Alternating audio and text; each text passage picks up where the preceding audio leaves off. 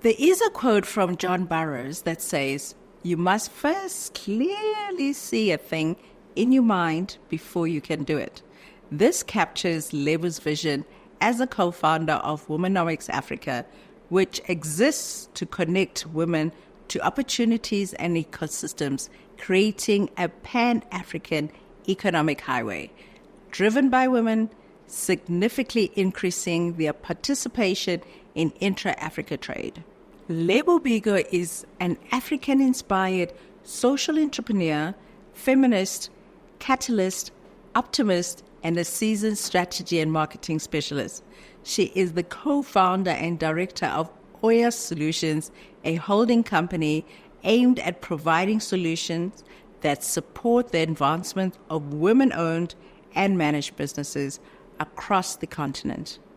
Oya has taken its name and inspiration from the African Goddess Oya, the Orisha goddess of the winds and the winds of change.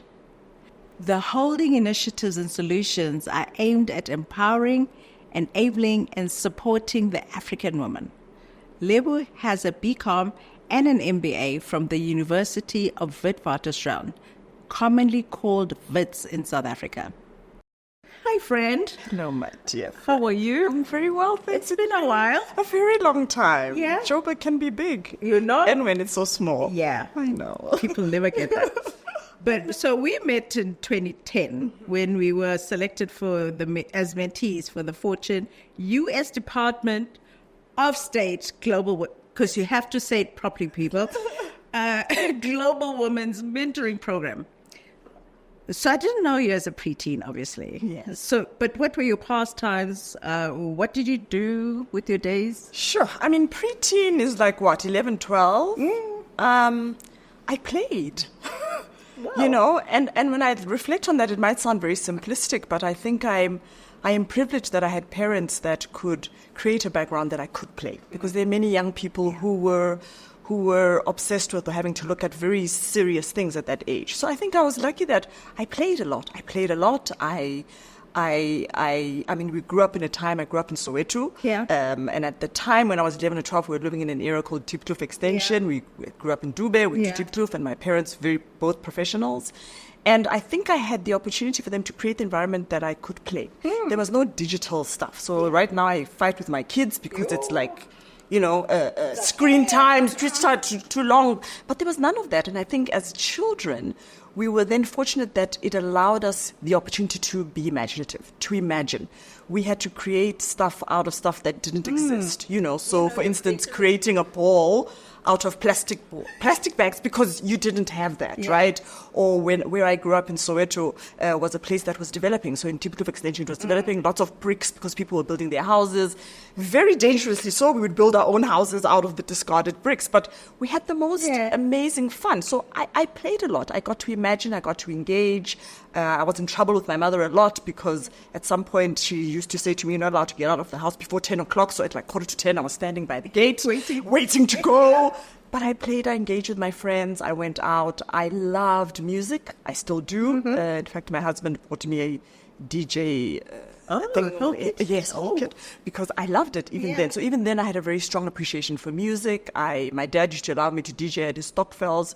So so if I wasn't out with my friends, walking up and down, playing with dolls, being imaginative, I played music. I listened to music, and I think I established a strong taste for different genres of music because I listened to it so much. So I was just allowed to be me. It actually made me laugh because I was thinking when you said the brick, remember Trevor Noah's joke about the bricks and the...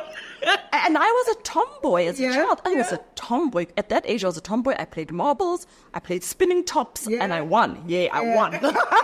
And of course, then you played with the wire cars, etc. I was a tomboy up until I started looking at boys differently. But I was a tomboy. Climbing trees. I used to love climbing trees. So what do you think your unique value proposition is? And this is your area. So I think besides helping other organizations to find their unique proposition, because I think that's what I bring to the table, right? I think when I was in my 20s, probably late 20s, early 30s, I had this obsession about having a particular skill. And, when you have a marketing background, you can make up words and then kind of bring meaning to them afterwards. So I used to say, I aspire to be a good question asker. Now that doesn't exist, right? It does, actually. But I'm just saying, as a question asker, I don't think that word exists. But for me, there was always this obsession around being able to ask really good questions, because the answer to a really good question gives you, the right solution, the right path. The right answer to the wrong question leads you down a very wrong path. And so I think for me, my proposition is really around this idea of asking questions. And my question lately is why? It's really like, why are we doing stuff? Why do we do stuff? What are you about? And how does that define what you do? And so when I engage with businesses and when I do work with them, I'm that person that says, whoa, why are we doing this? Before we even go to stuff. So I think I am very easily able to bring that perspective.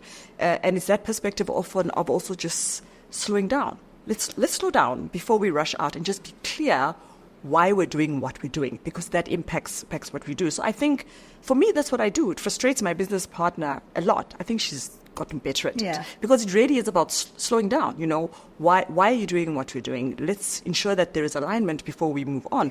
So I think my proposition is really about that, in the passion that I have around helping others and helping organizations define their proposition. I bring that to the table. I bring so why are you here conversation, which I think for many people in the desire to rush and to do and to deliver, because that's doing stuff. Because your why is the core of of defining what success looks like for you. And that's what I do. I think I've become better at doing that over the years. Just this idea of why, of linking it to who you are, of your values, of slowing down, of alignment before you kind of move forward. So I remember when, because one of my mentors, whom I don't see as often as I like, Gareth Ackerman. Yes. So, because, when you're a strategic advisory firm, in the midst of established firms, it's kind of like, what's your value? What's your thing? So he kind of was like, it's going to be very rare that huge companies, come to you. However, if you become very good at asking the questions, the right question. So that kind of groomed, asking the questions, that's a very good one. Thank you for that. Do you consider yourself an introvert or extrovert? I thought about this. Last week you would have asked me this, I would have said introvert. Oh. I think mainly I go to that. I think I'm a mixture of both. And their term, they talk about ambiverts, omniverts, I can't tell you. I just think I'm somewhere where I find the balance between the two. Because introversion and extroversion is about where you draw energy. It's about where you recharge, right? It's not, for many people, when I say to them I'm an introvert, because I talk so much, they're like, you hard, no way, They love that. And you're not shy. I say, I'm not, but I draw energy elsewhere. So I think I'm in the main, I think I'm an introvert, because after a while, peopling gets a lot to me and lots of people. This I can do, one-on-one engagement, I can do lots of people. I can find it very draining. And so I need to go back and recharge. And yet there are times when being with people is energizing itself, and being away from people for a long time can be difficult. So I think I'm somewhere not completely introvert, but closer to introversion, a little bit of an extrovert. I suppose it also depends what you're meeting about with those people that will get you quite so excited. It is, right? And I know that going out, being with my friends, being with people, that can be it can be energized. I can't do it for a long period of time and too much. So then after a while, I'm like, time out. So that's how, when I know my introvert self goes, which is, even for me, like COVID was perfect because I really didn't have to go anywhere and talk to anyone, Some people don't understand. I know it was a painful time for many. But I was very comfortable in that space. So yes, I think I'm like in between. Yeah. So your father-in-law is Steve Dudu Biko. You always feel so disrespectful when you don't say, but anyway, he's a brand on its own. The founder of the Black Consciousness Movement in South Africa. Based on your experience, does having a prominent surname and having an association with a historical figure facilitate or hinder the business opportunities? To be honest, I don't know. And I'm saying that with the greatest of honesty because I don't preoccupy myself with that question. I really don't. It's not what I lead with, particularly in my business setting. And you've known me for many years now. And those that know me, both personally and professionally, will know that I don't lead with that in a business setting. I lead with what I bring to the table and what my value proposition is. It doesn't mean that I'm not proud of that identity and that heritage. In fact, my own personal history is steeped in Black consciousness. You know, my father, Judge Mushidi, was studying in Turfloop. He did law in Turfloop, which is now, I think, the University of Limpopo or the North. I can't remember which one. But having been in there during that period, he actually worked with my father-in-law then to draft the constitution of SASO, which is the South African Students Organization. And he later, my dad, later became the president of SASO in Turfloop. And as we know from historical accounts, that SASO was very integral and very significant in bringing to life Black power and Black consciousness. So both sides, I have this Black consciousness element. My husband and I are very clear about even our children understanding what it represents. So whilst I don't lead with my name, definitely what it represents is important to me. So rather than focus on does it hinder, does it facilitate, it really it emboldens what I do. Yeah. Because at its core, Black consciousness is about being comfortable in who you are, in your own skin, being your own person, and then from that going out and being the best of who you are. And so it emboldens my work. It emboldens what I bring to the world. It emboldens what I consider to be important. It emboldens what I value. And people who engage with me, those relationships that engage with me for who I am, what I bring, what I teach my children to be able to do with certainty, other relationships, business relationships that last. So yeah, it's more about what it drives me to do from a purpose perspective than it leading why I'm in business engagements. It's, yeah. Good one. Good Yeah. one. It's always something that is so interesting because people outside always see it differently, don't they? Because they think, oh, things just come easy. Anyway. It's not something I spend time about. No. So you and your partner, our buddy, Rehema Issa, host a podcast called Abakulti. Yes. What is the meaning of Abakulti for the people who do not know? And what was the motivation for its creation? So Abaxoxi is a Nguni word, and it's a Nguni word for storytellers, those that tell stories. And in fact, the concept of Abaxoxi is Rehema's, to be quite honest. Rehema thought about this concept way back in 2016, I think having come off working on TED, etc. And I think this idea of saying, how do we tell African women's stories in a light, I think, that people don't necessarily always appreciate. And I think with the rise of technology and how do we leverage technology to build a library of women's stories. And so way back then in 2016, it was something that was already conceptualized, but sometimes ideas are ahead of their time and they require somebody to support you to kind of make that happen. And we found that in the US State Department. So Abaxoxi is a podcast. It is a podcast that says, how do we amplify women's voices, right? And it found resonance and home in Womanomics Africa, which is the organization that Rehema and I run together, whose very purpose is about how do we accelerate women's participation in local economies, across the continent, across the world. And so how do we tell their stories? Because I think as Africans, I think Chimamanda says it often about how we are not the owners of our own stories. We let other people tell our stories. And I think from a woman perspective, we're also quite determined to say, we often invite women into spaces to tell us about challenges. Tell us, come to one of our guests. I remember her saying that she refused an invitation to a women's conference because they were inviting her to say, tell us about the challenges of women. She said, I don't want to tell you about the challenges of women. I'm in aviation. I want to talk to you about the aviation value chain and ecosystem and the trends and the growth, etc. Because I'm that person. I'm educated. I work in that space. So how do we bring light to women's journeys, authentically understanding what their journey is, but just to be able for them to tell their real stories and the impact that they're making in the world. So Abaxoxi does that, and we try and tell stories of women that are not known. because there are so many wonderful stories of women that don't find themselves on the front of a magazine or are constantly told, and they're doing phenomenal things. They've qualified in the most amazing areas. They're shifting things, they're shifting dials, they're making the most amazing impact, and we just want to provide the platform, and the digital environment allows us to do that in an everlasting way. Right? So Abakloke is really that. How do we get women to tell their stories and in that way collectively tell the story of Africa? And that's what we do. Well, we kind of connect that because Wisdom Personified is also featuring wise people from our continent that we don't get to hear about. Indeed. So you are the co-founder and director of Oya Solutions. What is the area of expertise? So first we have to go to the name. So we have to talk about the name. You can't talk about being a marketing person, not talk about the name. So Oya is the Nigerian goddess. So we took inspiration from a mystical figure.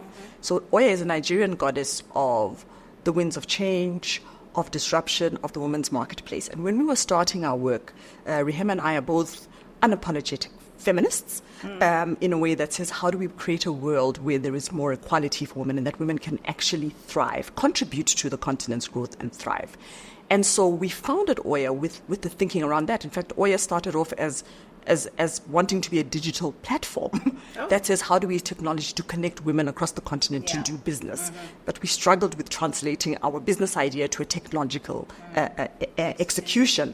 And so Oya then became a holding group. It's a holding group at its very core around supporting women's acceleration. And within that, we have different aspects. We have Oya Advisory, which is the advisory firm, which works primarily with women leaders and women-owned enterprises, either directly through them or through educational institutions, because we focus on business strategy, marketing strategy, leadership development. So how do we get them to think differently about their businesses to grow and then also develop the individuals themselves to grow? So Oya, we position ourselves as a thinking partner. How do we help them think differently about their business and help them to execute? So that's the solutions piece. Then there's Womenomics Africa, which is a not-for-profit, which is really around saying, how do we get women to rethink growth by leveraging international trade, right? Seeing international trade as an opportunity to grow your business, lifting your head up, looking across the border and saying, actually, if I think differently about my value chain, I can actually grow differently than I would have had I gone a particular path. And then we founded Oya Foods because when you're in advocacy work, you had a few samples. It's beautiful. When you're in advocacy work, you can remain in the realm of we must, we can, and nothing actually happens. So Oya Solutions for us is strategy in action, because it's about saying, can we evidence a woman-owned end-to-end value chain in a key economy on the continent, which is agriculture, so it's a food business, while showing that women can take a formidable space. So it's a food business. It's about saying, how do we create that value chain? What does it look like? What needs to be in place? But how do we do that in a way that allows us to elevate, grow an African-grown brand globally? So Oya is a group. We have a consulting firm that focuses on leadership development strategy, being thinking partners. We have a not-for-profit, which is really around saying, how do we do the advocacy, the research, the capacity building to get women to accelerate? And then we have what we call strategy in action, which is how do we build a formidable women-owned business in a key economy across the world. So. Well done, my friend. Connect. You are very passionate about the value proposition creation. Firstly, explain to somebody what is a value proposition and why is it important? So value propositions are your proposition of value to the world. What are you about? It's your reason for being.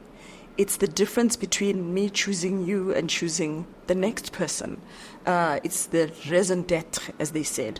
It is in organizations, it's a strategic thread. It's not just a positioning statement, but it's the thing that permeates throughout your entire organization around why you exist. What value do you offer the world? And therefore, how are you going to translate that value into a business model that allows you to kind of deliver that consistently and obviously with financial benefits? So value propositions for me, I think they go back to, the question that we had earlier around the importance of why you're in the world. I have an obsession about that all the time. And so I work with organizations very passionately about helping them craft that, being clear about what is happening in the market, what are the trends, who are you trying to be valuable to, what matters to them, and therefore how do you define your proposition? Why would they choose you? Next to the next best option in order for them to kind of engage with you and sustainably. So when I work with organizations, I always ask them two phrases, or at least two questions that I ask them to complete. The first is, if you cease to exist tomorrow, what would the world be missing? And are you clear on that, right? And then when I work with them, I say to them, complete the sentence, better than XYZ. We complete it, because you must be able to say, what do I do better than everybody else?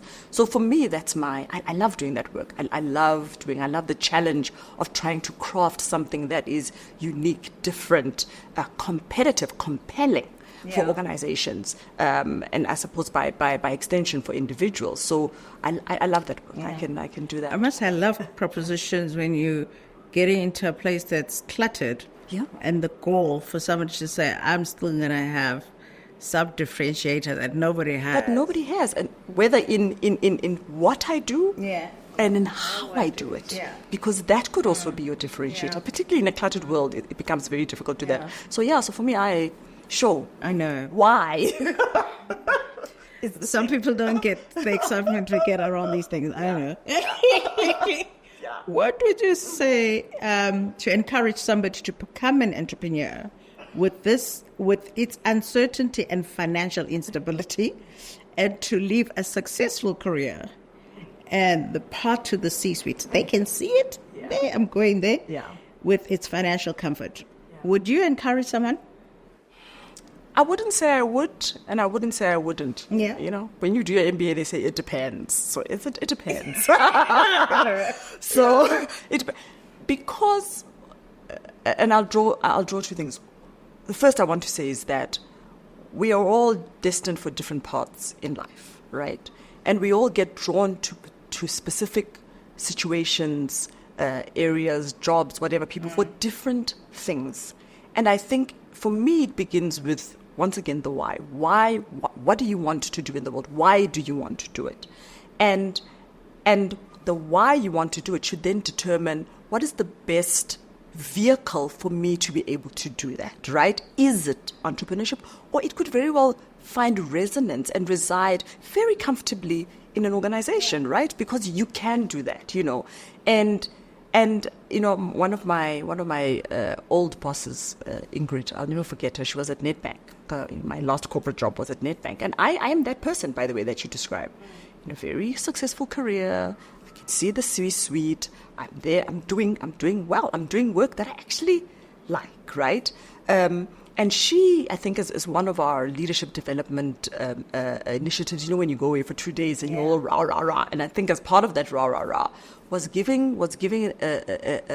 sharing with us the story of Viktor Frankl. Now, Viktor Frankl was an Austrian psychiatrist who was captured as part of the World War II with the Nazi concentration camp, and talking about his book, which is Man's Search for Meaning.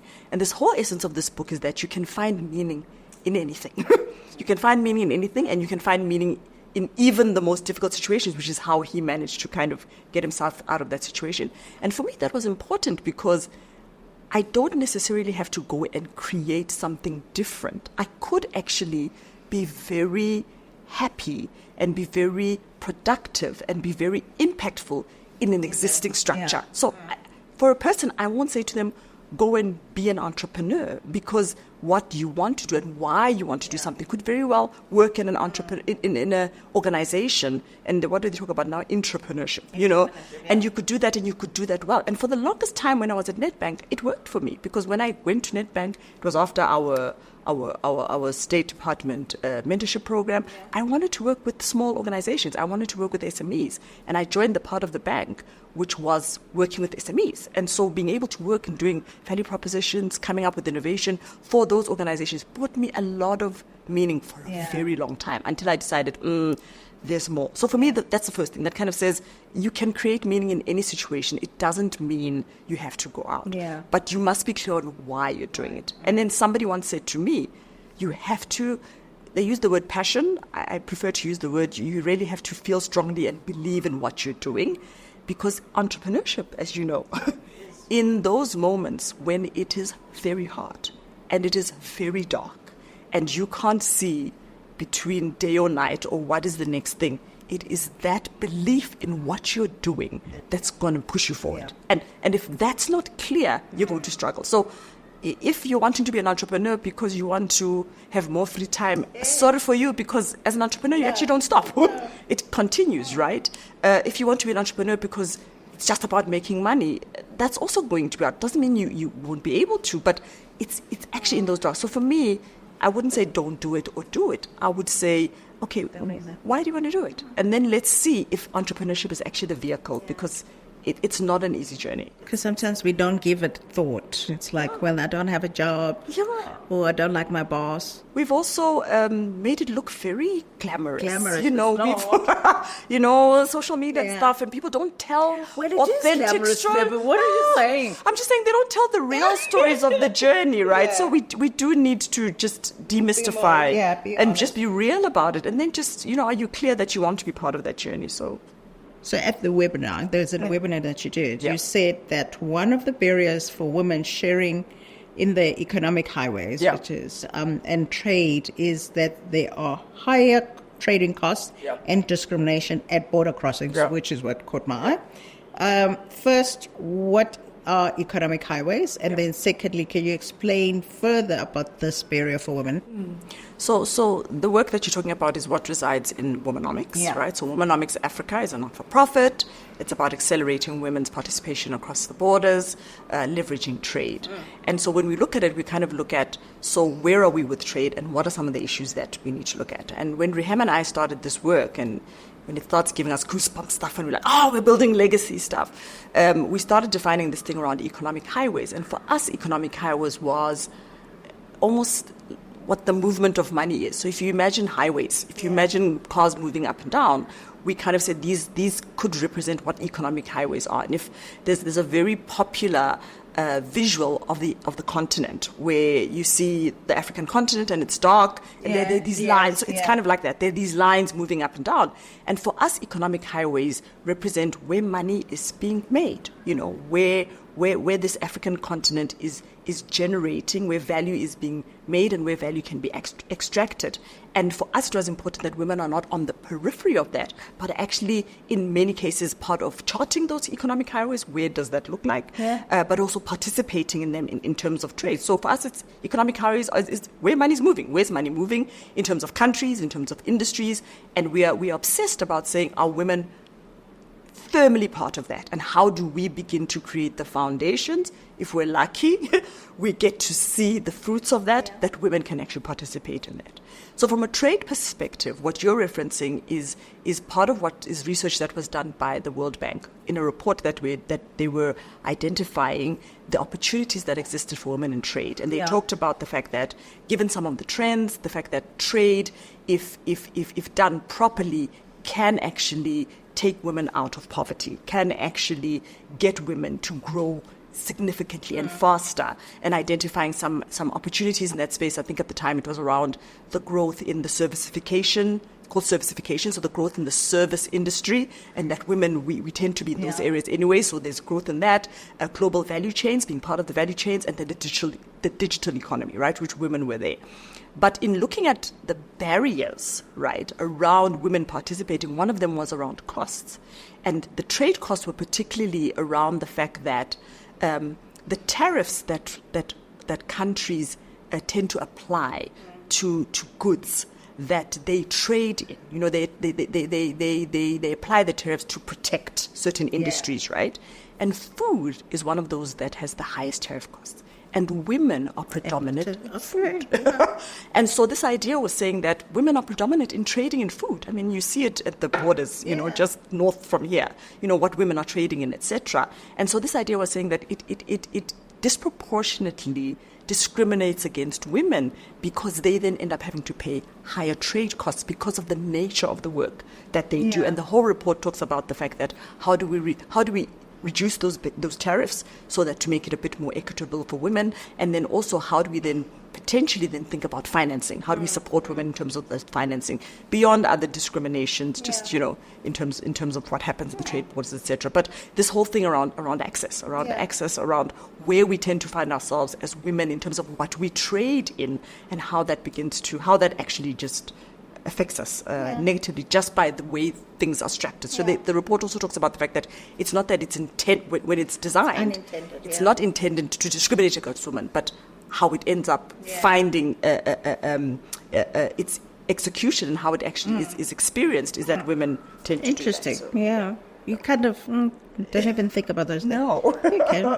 So according to GSMA Intelligence, which is a definitive source of data and analysis for mobile industry, Sub-Saharan Africa will have over 600 million unique subscribers by 2025.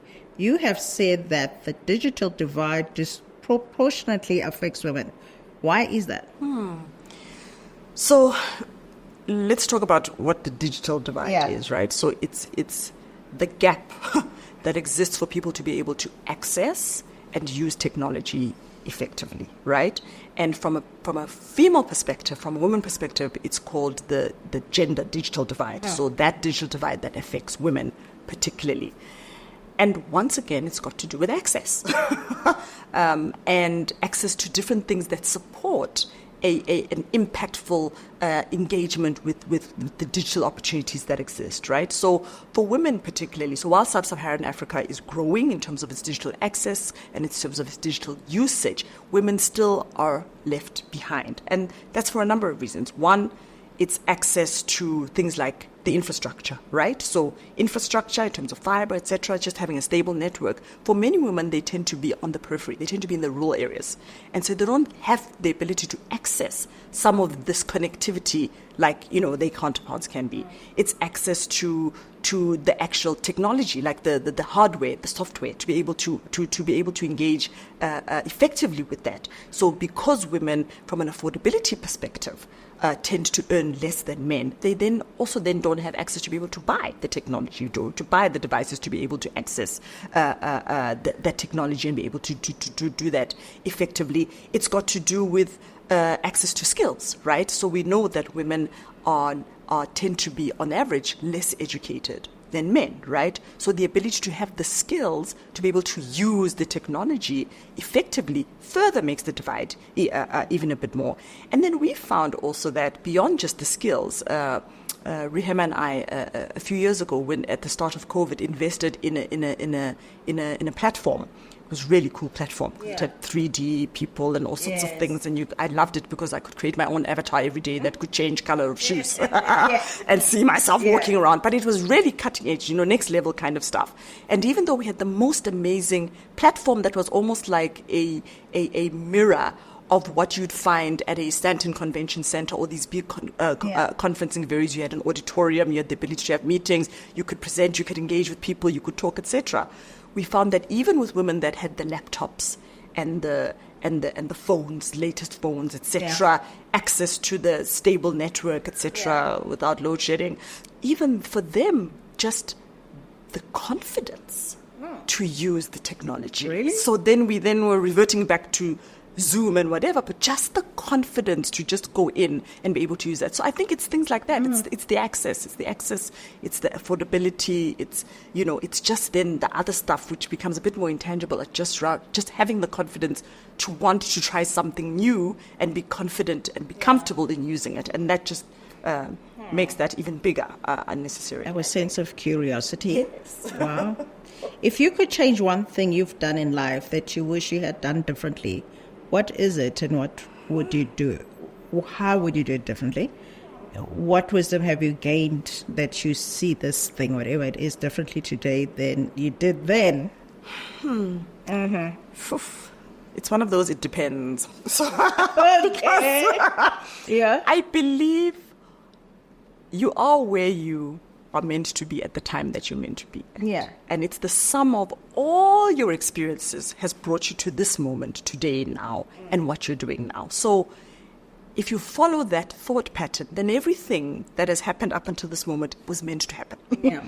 And so to go back and say, I wish I'd done, and that, I'm thinking, actually, I believe I'm where I am, where I need to be right now. And I don't know that having done it sooner might have allowed me to realize some of the things that I am doing now. But having said that, in knowing how passionately I feel about the value proposition piece, but in knowing what that unlocks for you when you're clear about that, I wish I'd done maybe a bit more of that work better, right? I wish I'd maybe sought that with more vigor, just being very clear about why am I here? What makes me who I am? What impact do I want to do in the world? I try and do that with my girls now, right? They're very young. They're 16 and 12. But this idea of what is the difference that you want to make in the world? So perhaps if I look at that, perhaps I would have wanted to start that journey maybe a bit earlier. Just this idea of clarity on who you are, better belief in who you are and what you bring to the world, and using that as the springboard to kind of enter into the world. So maybe that, but I still believe I'm. Yeah. Every time I'm here, I'm at this point, at a time that I need to be and doing what I need to be right now. What has been your most courageous decision that you've taken in life so far, and what drove you to that? Entrepreneurship. Yeah. Entrepreneurship. It has. But I did that with such certainty. I had a financial planner at the time, because now in my risk averseness, I did the spreadsheets, I did the, what do I have, what I don't have, what's worst case scenario and stuff. And I remember meeting him the one time he was telling me, you need to calm down, you don't have to worry, you've kind of said what you need to do. But he said to me, he talks to his other clients about me around he's never seen anybody that backs themselves so much. I suppose going back to your other question, I wish I'd had more clarity around just me and what I bring to the world. But entrepreneurship has been very courageous for me. I stepped out into exactly what we spoke about earlier, into an uncertainty of what it would look like, but a clear certainty of what it had to be, right? That was very courageous. That going into a space that you don't know, having just your vision of where you want to go, having just yourself and backing yourself to do that, was extremely courageous, leaving the uncertainty, leaving the certainty of a corporate, I met my one boss about a year or two after I'd left, and she said to me, don't you want to come back? Are you ready to come back? She says, don't you miss it? I said, the only thing I miss is the 20th, because bands pay on the 20th most, the 20th of tweet. That sound, that certainty. Yeah. But do I want to come back and do what I did? No, as great as it was, I wouldn't. So touch wood, I hope I never have to go and do that. But even in the most difficult times, I've been very clear about. So for me, the most courageous thing was that, and then learning to navigate that. Luckily, I had a partner who'd done that for a few years. So even when I'm not sure about what's going on, she's like, this is normal, go through it. Just go through it. It's normal. It's kind of stuff. So for me, I think doing that, leaving the comfort of that, and being brought up by professional parents. My father is a lawyer, he's a judge now, my mom is a social worker. They bring us up to go and work in a particular environment, to be professionals, to do, that kind of stuff. My dad was very shocked. You left your job, because that's not how we approach. So for me, that was it, just leaving that, but just belief in myself, backing myself. I wonder how my dad would have reacted. Oh, no. What is your biggest insecurity? So, can I say, it's not so much of an insecurity as it is a fear. And I'm distinguishing between the two, because insecurity means lacking a confidence in oneself.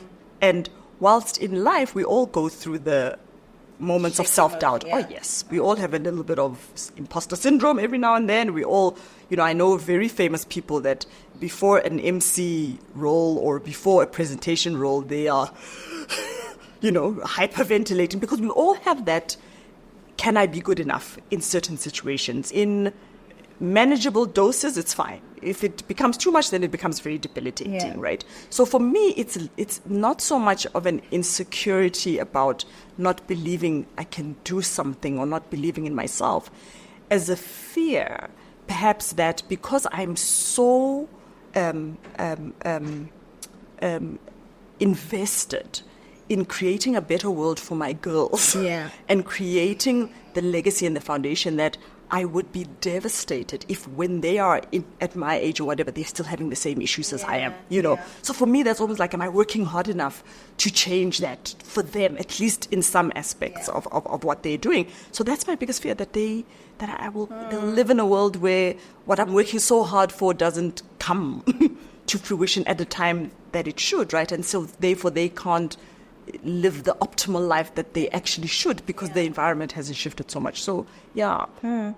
Well, this is a perfect segue into this one. So you have 2 daughters. Yes. What wisdom do you share with your daughters about living and how their choices will influence the quality of the life they live? So, I remember having to have this conversation with my oldest daughter, because most you practice with the oldest one. There's no formula. So that's the one you must practice with. So I have 3 children, by the way. So I have 2 girls and this young boy who, yes. And so she was going through, I think it was last year, where she had to now choose subjects for school. And I'm thinking it's an anxiety-inducing process. I mean, when I was choosing my subjects in what would have been in standard 8, I chose them based on what I liked to do and what subjects I enjoyed, and whether I liked the teacher or not. So there's some subjects I dropped because I'm like, I don't like that teacher, you know. But it was more on what I could do, what I liked to do, and not that I wasn't thinking about the future, but it was less about what that meant down the line. We'd figure that out when it goes there, right? Whereas for these children, it's such an anxiety-inducing thing that they have to be very precise about this subject and that subject and the points, and you won't get in because it's become so competitive, particularly in the higher institutions of education in South Africa. And when she's saying, I need to pick the subjects because I need to pick my career, what am I going to do? And for me, I think Gosneta and I were very clear about saying to them, how do you want to impact the world? What change do you want to make in the world? Then let's define what career or profession you do to do that. So as part of the wisdom of them, that's what I asked them. You know, my 8-year-old asks me, I was very shocked, Ma, what's your goal in life? He says, I'm like, that's a big thing. So what's your goal in life? The fact that is him and when I ask him what's your goal in life, he says, my goal in life is to make a difference in the world. And he's decided environment is for him, right? So that's for me the goals I say to them. Just be clear on how do you want to impact the world. And then, of course, I pump them up because I must. Because girls, black girls particularly, they have to be pumped up there because the world will knock them, unfortunately. And so I make them believe they can do whatever they want. And as long as we subscribe to this black consciousness as, you know, philosophy of going out there and being the best of who you are and doing that very well. When you do that, my girl, you will succeed in life. Yeah. So be clear on how you want to impact the world and then choose that path for yourself that does that and do that to the absolute best of your ability. And that's all we can really ask of them. I can't ask for more. We can chat forever, I'm sure. So almost in wrapping up, do you still have things on your bucket list that you want to achieve in this life? Like just share one? I think it's linked to traveling. I think many people talk about traveling. Isn't it? It's for me. Have this. It's the Serengeti, but particularly the Serengeti, the migration. Yeah. I want to see the migration. I wanted to see that in 2000. I still want to do that. And then my mom made me cancel because she said the plane is gone. I was like, Mom, the plane. Remember why to get. Yes. So I think it's linked to, maybe because of the work that I do around this being on the continent and actually experiencing a lot of what you're talking about and how you do that. But particularly, I remember going to watch it at IMAX. Yeah. You remember Hyde Park? Yeah. They had that first IMAX screen and I was sat there and I watched the migration of the build and I thought, I need to be there. Yeah. So that's still on my mind. I'd love to do that. But I think experiencing... Somebody was supposed to arrange that, Irene. Oh, if you are watching. She was supposed to arrange it. But I think it's about experiencing the magic of the different countries of the continent. I would love to do that. Yeah. I would love to do that. Travel is everything, isn't it? Yeah. So in wrapping up, if this was our last conversation, what wisdom would you like the world to kind of gain from you? Last conversation. Conversation, I think going back just to the theme of what we've talked about and what I love, right? I looked at a Dr. Seuss quote, you know, and I think the last part of it has got to be you are more you than anybody else, something like that, you know. And this idea that you're more you than anybody else, and everybody else is taken. And I think for me, just do that. Just know that. Tap into who you are, what you bring to the world, what is unique. It might be a totally different perspective. It might be a slant of an existing perspective, but just appreciate that you were put on this earth to contribute positively to it. Find that what it is, and then do it with absolute gusto, and do it to the best of what you can do it for. And I think for me, that's it. Just do that, and then just have the confidence that you are making a change and an impact in the world, and you're putting your stamp in it. Even if it's the starfish mentality, which is one starfish at a time, you are actually doing that. So I think for me, just connect with that. Connect with who you are. Nobody else is you. That's your superpower. Find that and connect with how that makes a change in the world. And I think for me, the key thing is the positive contribution, because there are people who have the platform, who have the power, but just do the positive part. Okay. Thank you. At last, we've had that conversation. Yeah, we did. Thank you. I hope you have enjoyed this wisdom as I have. Until next time, on another episode of Wisdom Personified Conversations with Dudu Msomi. Thank you for making time for this episode of Wisdom Personified Conversations with Dudu Msomi. Please like and subscribe to our channel. Click on the bell notification to be informed when our next episode is available. Wisdom Personified Conversations with Dudu Msomi is also now available on Facebook Watch, Apple and Google Podcasts, as well as Spotify. Enjoy the wisdom journey.